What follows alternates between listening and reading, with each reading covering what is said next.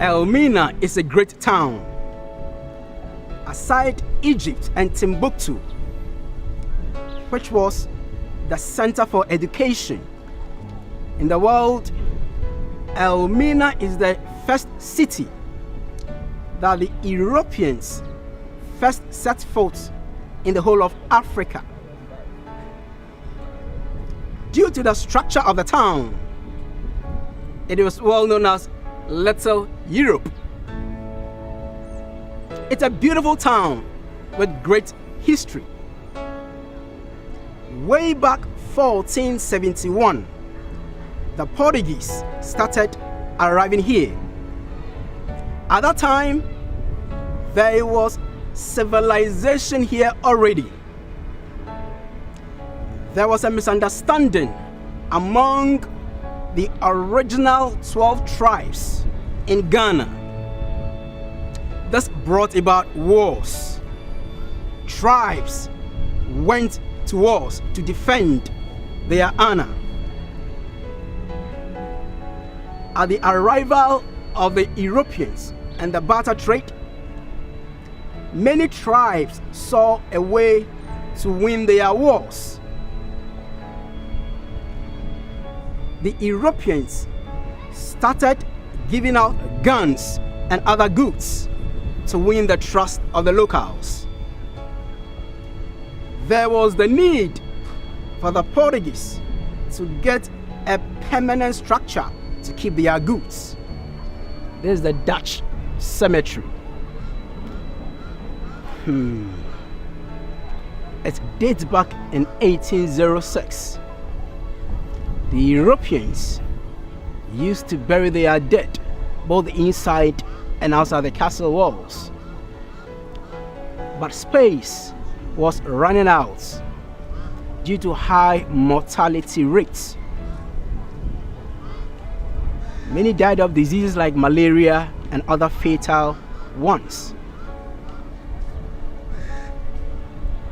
Our coastland was termed the white man's grave because of the high rate at which they were dying. According to Dutch records, the original gate carried this banner, literally meaning, "Gentle mother, take your children home." Right now, the cemetery serves as a burial site for prominent people whose outstanding contributions have helped with the success of the city of Elmina. Akwaba, you are welcome. I am Frederick Martin Kofi. Before we start with the tour, we are going to have a very short history about the castle.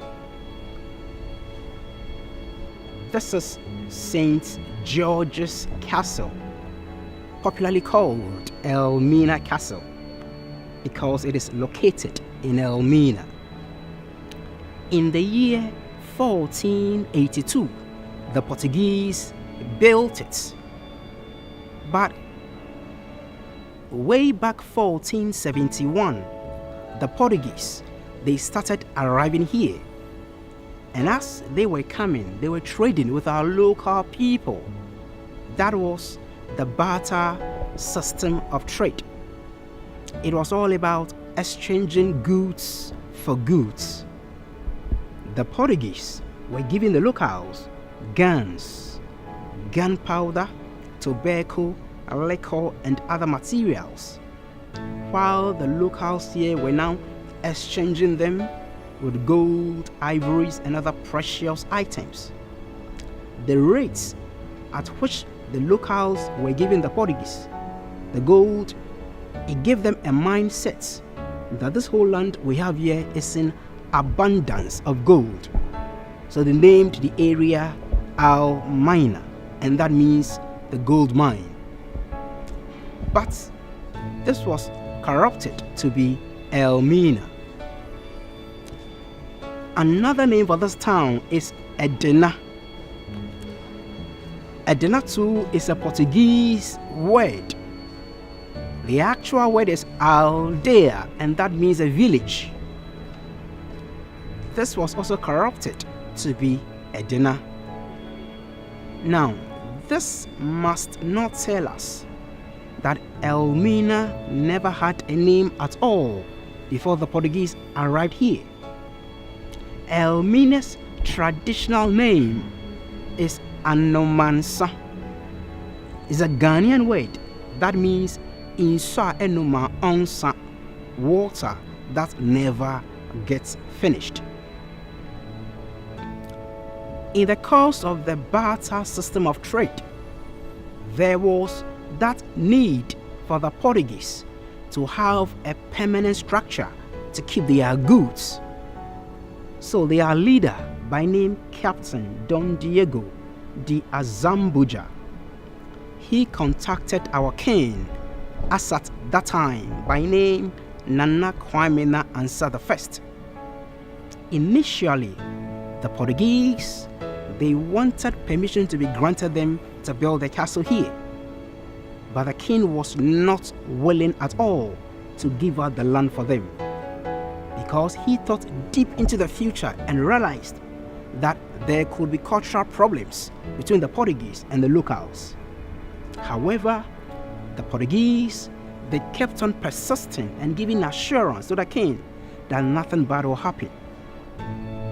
The king got convinced and he gave out the land for them to build a castle.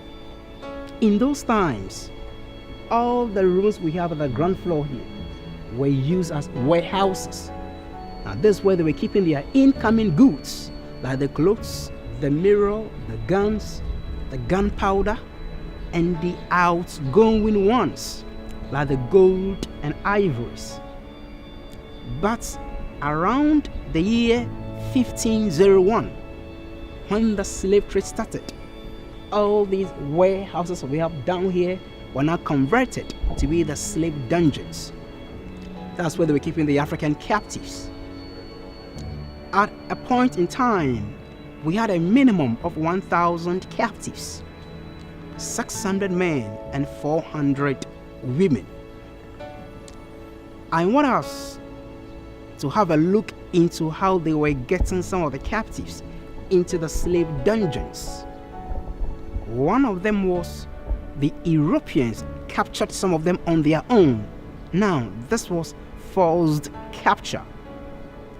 Another way was the Europeans were collaborating with some of the Africans. These were slave raiders to get the captives. But if we are to know of the biggest way by which they had many of them in here, then that was through the effects of inter-tribal wars. In Ghana right now, there are many tribes or ethnic groups, but no matter our differences, we all see ourselves as one people. But in those times, that was not the case, because usually there were wars among the tribes. For example, if tribe A defeats tribe B, most of the tribe B people were captured, and unfortunately, most of them found themselves in the slave dungeons, prisoners and victims of wars. There are a lot of stories that sometimes these slave raiders can set a whole village on fire. So while people were running for their dear lives, at gunpoint they were captured. In the year 1637, the Dutch fought the Portuguese in the castle and took over from them. In the year 1872, the Dutch transferred Elmina Castle to the British. The Portuguese stayed in this castle for 155 years. The Dutch stayed here for 235 years. The British were here for 85 years, until the year 1957, when Ghana had independence, and Ghana has been here for the past 62 years. As we stand right now, Elmina Castle. This is the oldest and the largest European building in the whole of sub-Saharan Africa. Elmina Castle right now is 537 years old, and we are still counting. So this is a very, very short history about the Elmina Castle. This is the inner courtyard. Initially, all these were warehouses during the barter trade. But around the year 1501, when the slavery started, all these warehouses were converted to be the female slave dungeons for the female captives.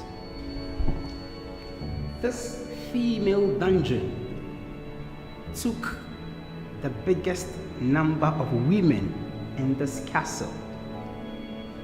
Almost 150 women were lying on this floor. When they were here, there were two receptacles or containers. They placed one container at the corner over there, and they kept another one at the other corner there. The women over here, not only the women here, all the captives in the dungeons, they were expected to walk to them and go to toilets, into them urinate, into them and vomit into them. When we look at the health problems in the dungeons, it was so bad that many of them were so weak and could not get up from where they were and visit those two containers to ease themselves. Right now, the weak ones, they were practically going to toilets on this floor, urinating on the floor, vomiting on this floor. And when they had their menses, they had all their menstrual blood scattered all over the floor, mixed up with the toilet, vomit and everything, and they were still sleeping in them. We cannot imagine at all that kind of heat and the bad smell that was coming from the whole slave dungeons. That square hole over there, that was one of their sources of air. But that hole we have here was connected to this room. This is a magazine. In this magazine, they kept guns and gunpowder. Unfortunately, anytime there was a leakage, all the gunpowder toxic fumes was spread throughout the dungeons and pollute the air. This made matters very worse. This also explains why many died. Here, when you die, they take it up and dump you deep into the sea. Some of these wreaths we have here, normally, these are brought in by visitors to pay homage to the captives. The captives stayed in the dungeons for almost 3 months. Usually, their stay in the dungeons, it will depend on the availability of ships to take them away. And almost every 3 months, we had a minimum of 1,000 captives, 600 men and 400 women.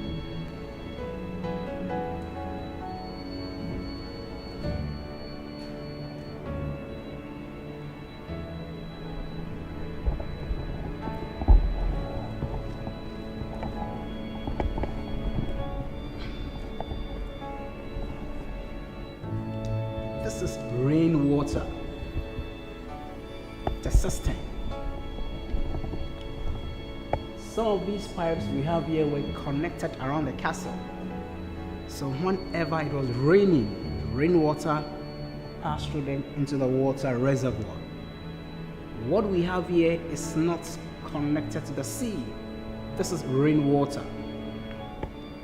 Soldiers in this castle, the traders and the governors, they were raping the women, because in those times they never came along with their own wives.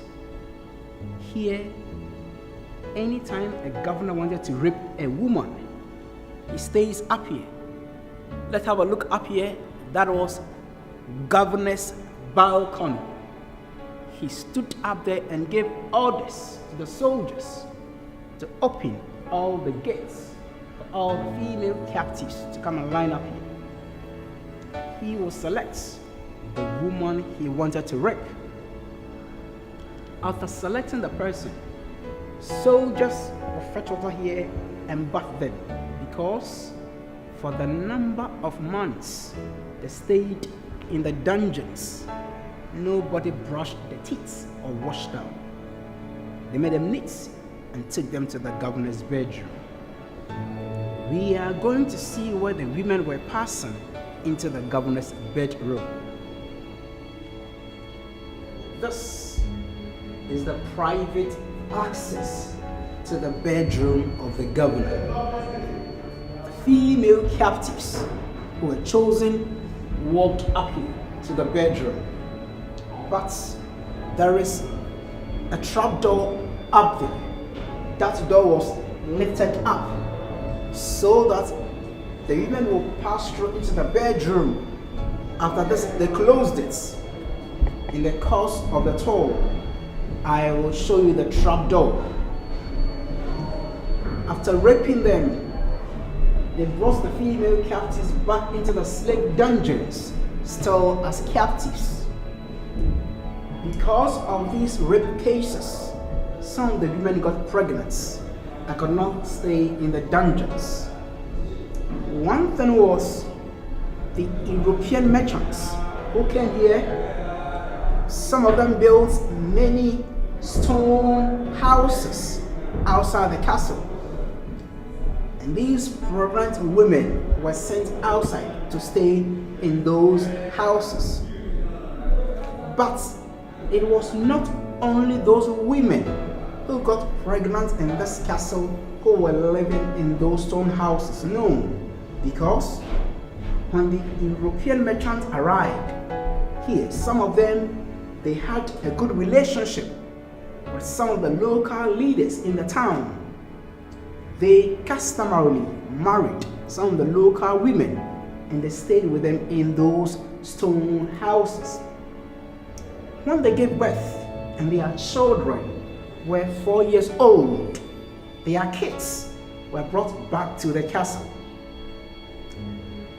In Ghana right now, there are some of our brothers and sisters.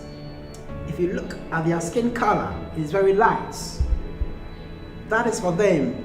They are not for black. For them too, they are not for white. It's a mixed race. Aside this, there are other European names on the coastland. There are names like De Heer, Van Dyke, Van der Poel, Da Costa, Da Silva. There is Vroom, Viola. We've got Wilberforce. We have Peterson, Hutchison, Johnson, Blankson, Robertson, Fryson, and in fact all the other saints. But it was not all the women who were selected here who moved up to the governor's bedroom. Some resisted and never took a step up there, and they punished them. Let's see that punishment. What we have here is a cannonball. In those times, there were 8 of these balls here. There were chains here. These chains were fixed at the feet of the women who never moved up to the governor's bedroom. When you are here in chains, no water for you to drink, no food for you to eat. And whether it was raining or shining, they were here in chains. This treatment was given to them so that the other female captives in the dungeons, as they see this, they become afraid never to resist the governor's orders.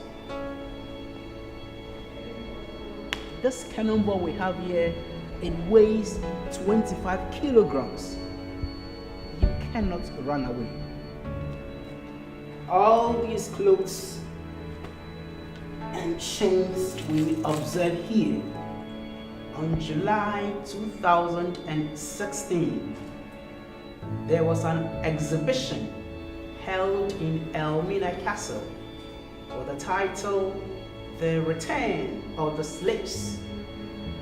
About 60 people from Ghana, Nigeria, UK and the US. Some also came from DR Congo. They came and slept here for 12 hours. So from 6 p.m. in the evening till 6 a.m. in the morning, they were here. They wanted to show how the slave trade was going on back in those times. And this is some of the clothes and chains they used for the exhibition. However, these are not the original materials, just for the exhibition 2016. Now,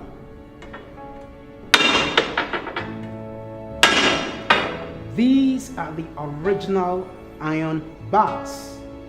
In those times, these iron bars were all here. But because of the rusting, many of them are destroyed. So they have replaced them with these wooden bars that we have here. Now, this is the female slave exit. Whenever the ships arrived, all the female captives passed through here into the room of no return, where they were taken away.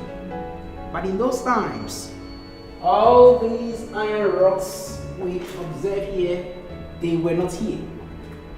They have just recently fixed them here to avoid accidents. Where we have the wood, there is this little drainage stretching down here into the room of no return.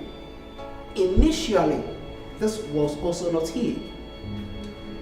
I was saying that the Portuguese connected some pipes around the castle, so whenever it was raining, rainwater will pass through them into the water reservoir. But as we stand right now, they don't use the water reservoir. So anytime it rains, rainwater will pass through and get outside the castle. The female slave exits. This is the male transit dungeon. Whenever the ships arrived, all the male captives will pass through here into the room of no return. We have this inscription here as in slave exit to waiting boats. This is the room of no return, and that is the door of no return. All the captives passed through this door. But in those times, the sea was close to the castle. But right now, it has receded or gone backwards.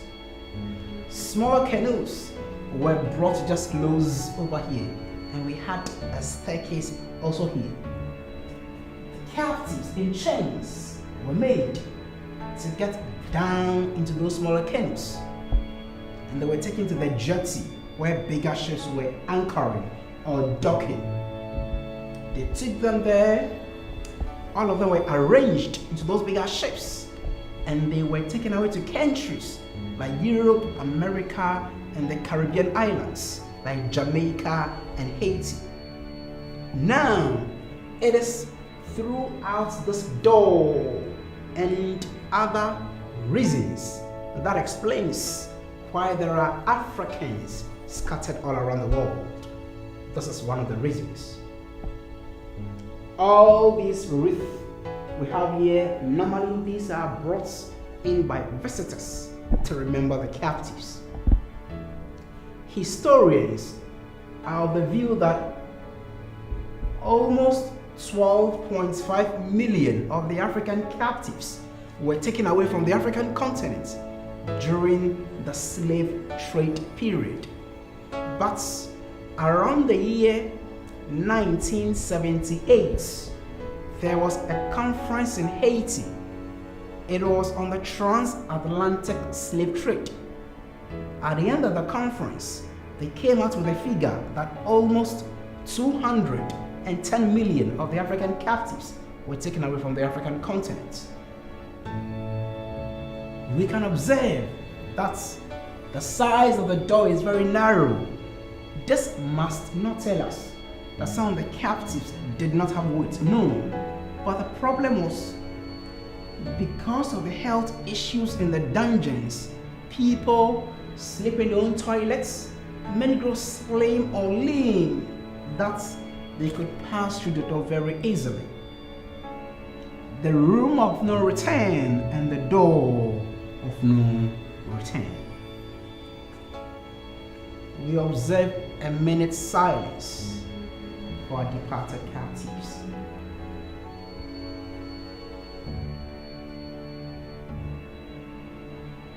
May their souls rest in perfect peace. All the rooms at the ground floor here are the male slave dungeons for the male captives. All the rooms at the first floor, these were residences for the soldiers, the merchants, and the missionaries. First floor. That second floor up there was for the deputy governor. And the last floor up there was for the governor himself. In this castle, your position will tell you where you have to stay. That is the Portuguese church, the first Roman Catholic church in this country, built around the year 1596. In those times, the Portuguese were Catholics, so that's where they worshipped. But when the Dutch arrived, they were not Catholics. The Dutch removed the Roman Catholic tower on top of the church, and they divided the church into two. They used the upper hall as their junior soldiers' mess. Soldiers were drinking and eating up there, and they used the hall below as a marketplace for trading. When the British got in here, they converted the two halls to be classrooms for their policemen who were trained in this castle. But right now, it's a museum. That wall over there with the iron bar on top, we have the same wall here. These are supporting walls done by the Dutch to support the walls of the castle for strengthening. These iron bars we have on top, in the year 1948, the British used Elmina Castle as a police training school. So their policemen were every day climbing them up, down to exercise their muscles. This is an epitaph written in Old Dutch language in memory of a Dutch governor by name Governor van Tetz. Tetz was from Zeeland. Zeeland is one of the provinces in Holland. Governor Tetz was the last Director General of the Dutch West Indies Company. Tetz was responsible over the north and south coasts of Africa. Governor Tetz arrived on 16 January 1758 and he died on 12 March the same year. Tetz died at the age of 41, died of malaria, and Tetz was buried down here. 1758, malaria. While he was here as a governor, there was a Dutch missionary priest resident in this castle by name Andresen from Viera, a village in Zeeland in Holland. He wrote the short tributes for Governor Tetz. He was describing Tetz as honest and God-fearing. It is only the pastor A. Andresen who can explain to us why Tetz was God-fearing when we look at the troubles of the captives back in the slave dungeons. Now we are going to compare these two cells.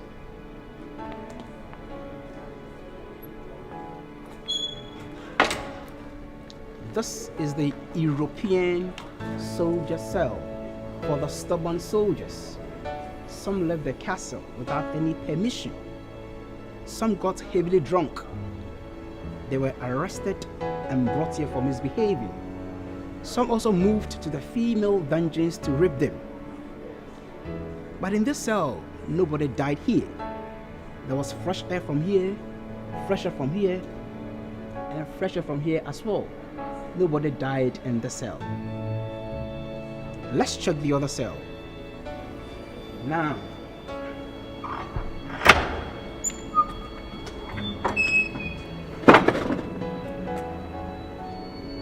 this is the condemned cell for the African captives who were fighting for their freedom.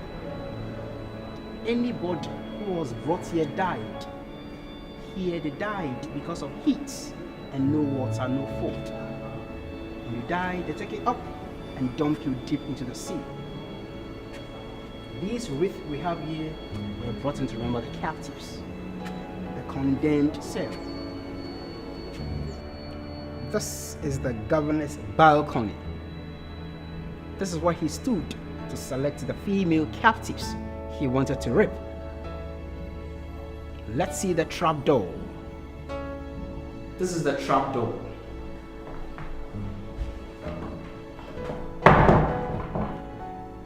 Female captives who were selected by the governor walked up here into the governor's bedroom. You see the governor's bedroom now. This is the governor's bedroom. Only with 3 windows. A lot of fresh air. Let's check this area also. These are the living rooms for the governor. This is the governor's washroom. Now, the bedroom, the living rooms, and the washroom in all the governor's apartments for one person. However, as time goes on, the wood is replaced or changed. This is the boardroom where they took all their major decisions. But right now, it's a crack shop. This is another governor's balcony. After the meetings, the governor will stay here and address people downstairs. I was saying that the sea was close to the castle, but right now it has receded. Over there, those 4 pillars are the remains of the jetty where the bigger ships anchored. So smaller boats took the captives from the door of no return and took them over there. They were arranged into those bigger ships and taken away to countries like Europe, America, and the Caribbean islands like Jamaica and Haiti. The structure at the very tip is Cape Coast Castle. When you are there also, you'll see Elmina Castle. This is the officers' mess, dining hall for the senior officers. Now, the floor below is the female dungeon that took the biggest number of women. While the female captives were down there was some party up here. This is the governor's kitchen. That is the fireplace, and that is the oven. Most of the cooking were done by soldiers in this castle. The kitchen is 2. This kitchen and the other kitchen over there. Let's see that one also.